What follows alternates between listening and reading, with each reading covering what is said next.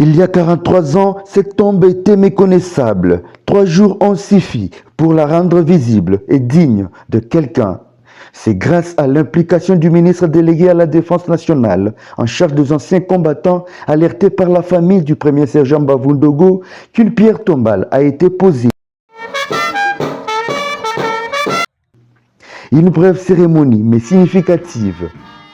17h45, heure de Vira, arrivée du gouverneur de province.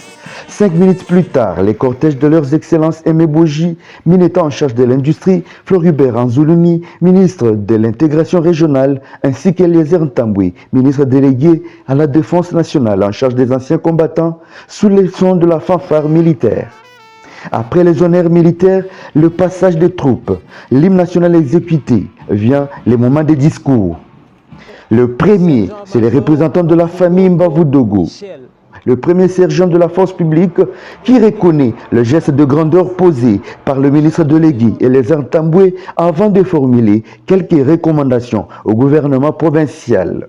Remercions également son Excellence, Monsieur le ministre délégué à la Défense, en charge des anciens combattants, d'immortaliser la tombe du premier sergent-major Michel Mbavou Ndogo.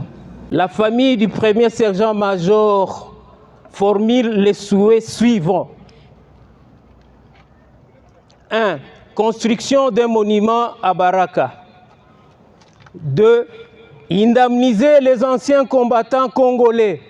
Des recommandations qui ne tombent pas dans les oreilles des sourds, car les gouvernements de province promet à la famille son implication avant de rendre à son tour hommage au patron des anciens combattants.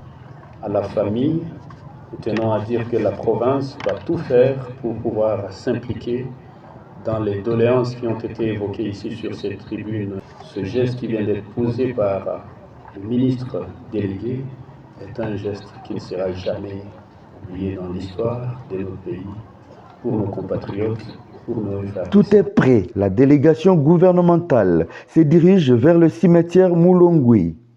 Préséance obligée, le ministre d'État en charge de l'industrie, puis le ministre de l'intégration régionale, enfin le ministre délégué à la défense, Eliezer Ntambwe. Tous déposent leur gerbe de fleurs.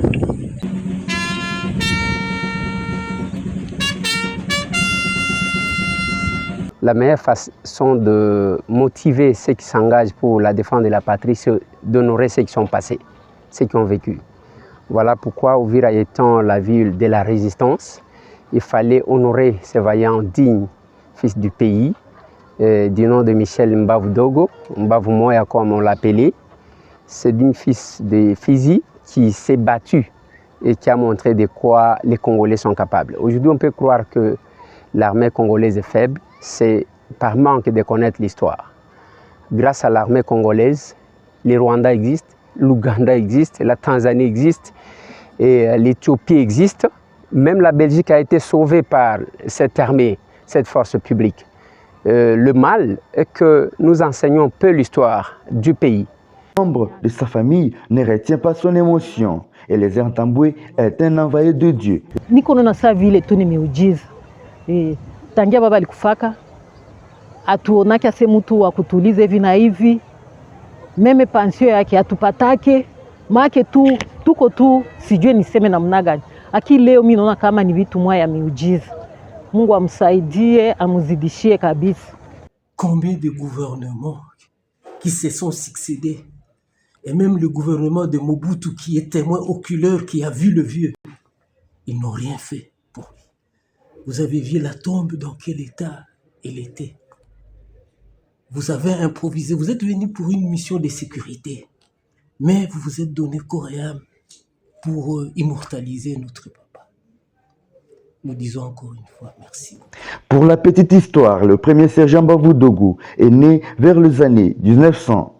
Très jeune, il intègre la force publique et combat les Italiens en 1914-18 à Saké Nord Kivu et les Allemands assaillants en Égypte en 1940-45. Il fut honoré par le Belge dans le billet de 10 francs, utilisé par les Rwandais et Urundi à l'époque.